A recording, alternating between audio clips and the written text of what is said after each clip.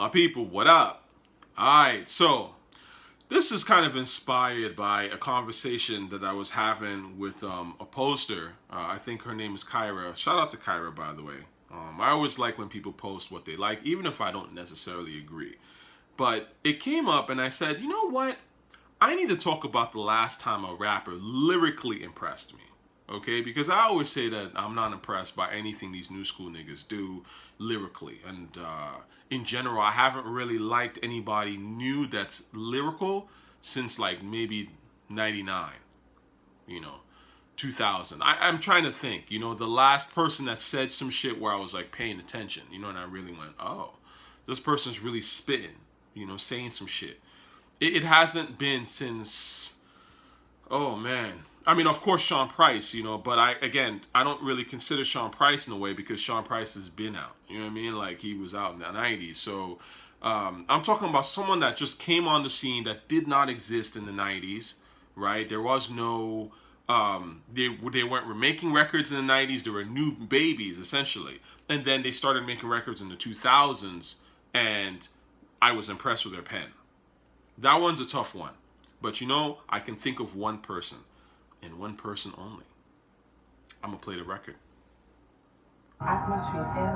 You should know this, honestly. We wrote graffiti on the bus. Diddy wrote graffiti on the bus.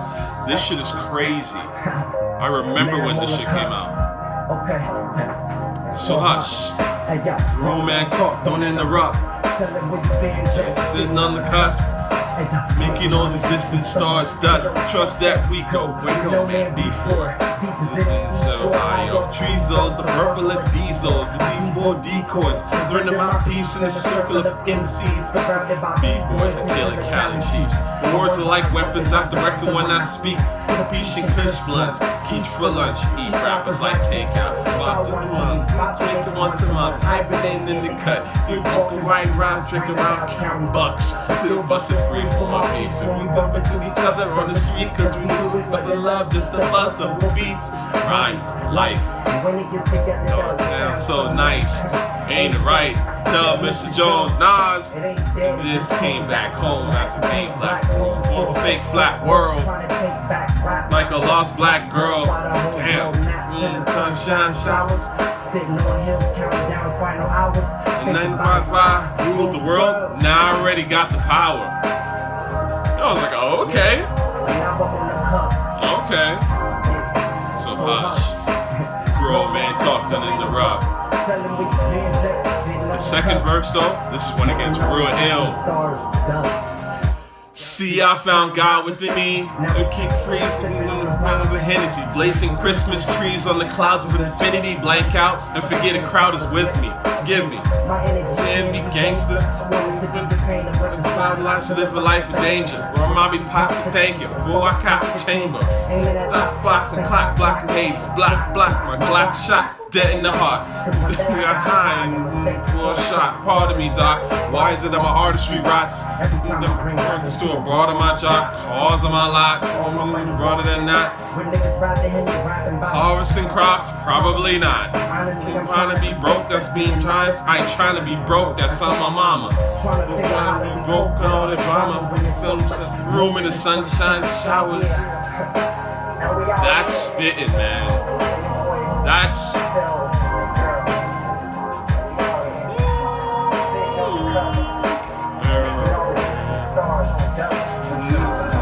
y'all niggas is out here. Don't man talk, don't interrupt. And I love how they threw in that Nas vocal rhymes in another room.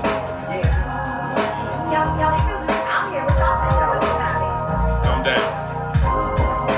This is my shit. Sometimes I dig back where the Buddha's at.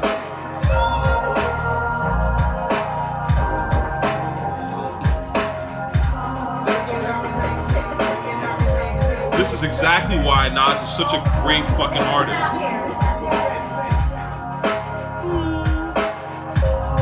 Sometimes I sit back. Just the way his voice, let me pause that for a second.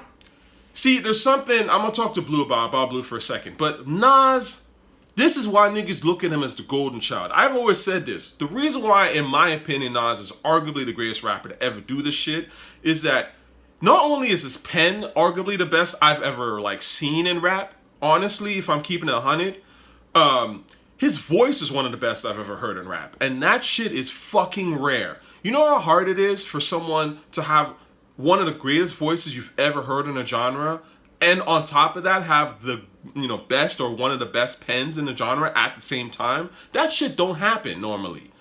You know what I'm saying? Like, the people that normally have great voices, that like voices that blow you the fuck away, like you talk about like Snoop or Method Man, their pen is usually not as great. Like Method Man's pen and Snoop's pen, they're good. They're good pen, but they're not like KRS-One pen. Do you know what I'm saying? KRS-One's voice is amazing. I'll give him that. But I would say that I can think of rappers that I would rather listen to, honestly, than KRS-One, personally. And that's no shot at KRS-One. I think he's a legend. He's a GOAT. He's honestly one of the best rappers to ever do it.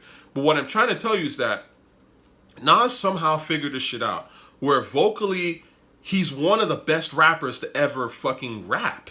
He just sounds amazing on the mic.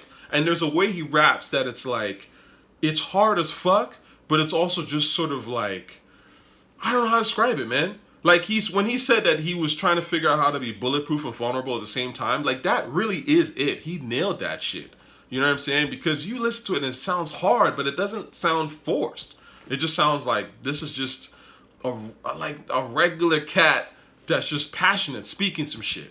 You know what I'm saying? But it's peaceful and it's smart. Anyway, let's talk about Blue. So, I love that fucking joint. Mars remix, right? I'm gonna put on some music so, you guys ain't crying the whole time with me, rambling in the background and shit. Listen, why do I like that Blue record so much? That shit to me is pure hip hop. It's the last time I heard like some pure hip hop from a 2000s baby, if that makes sense. Or I would say a 90s cat who didn't make music in the 90s, who didn't grow up in the 90s, maybe was born in the 90s, maybe born in the late 80s, but started making music in the 2000s. Blue to me is the guy that Kendrick, Cole, a lot of these like suburb kind of, hip-hop-ish type of artists, even Joey Badass to a certain degree, to me that's who they're trying to be. Or they're not trying to be him, but they are taking elements of that. Because I remember when Blue came out. And Blue came out, he wasn't gangsta, he was just a cat rapping, he was a regular dude with rap skill. And honestly, he made quite a bit of a splash. Now, I personally wasn't a big fan of the Blue in Exile shit, but that shit went viral. And I fucking remember when he came out with, I think it was Soul Amazing or whatever, the video, and people were talking about it. Right now, again, it wasn't for me. I thought it was a little too underground, too lo-fi-ish or whatever. But the fact of the matter is that the pen game was there. You could tell that this was a guy who could kind of rap. He had something about him. And he was just that, I'm a cat, I'm poor, like, you know what I'm saying? Like, I'm a regular dude, I just want to scrape some panties together so I can go to the movies with my girl. That kind of shit that became, really popular after a while. The regular nigga rap, right? So, Blue to me really knocked it out the fucking park with Mars remix. Now, not every line in there is a bar. I'm not saying that every single line in there is fucking incredible. I'm not saying that. But what I am saying is that A, there are some fucking great lines in there. 1. B, that beat is killer. That is an amazing hip hop beat. That's an amazing boom bap beat. And C, or number 3, Blue delivers vocally on that shit. For real, for real. And there's a way that he's rapping that's so fucking powerful with the beat and what he's saying and all that whole shit that just traps you. And that to me was what boom bap was always about. The great shit. You know what I'm saying? And I haven't heard that since then. I'm gonna be honest with you. Am I amazed by certain people rapping? Of course I am. You know what I'm saying? Like I said, I'm a big Drake fan. Medium Drake fan.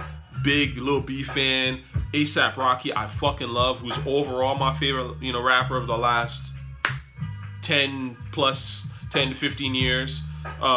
Playboy Cardi I like. But again, when I listen to A$AP doesn't floor me with the rhymes, and he never has. It's always been, he's floored me with the personality, with the emotion, the power in his beats.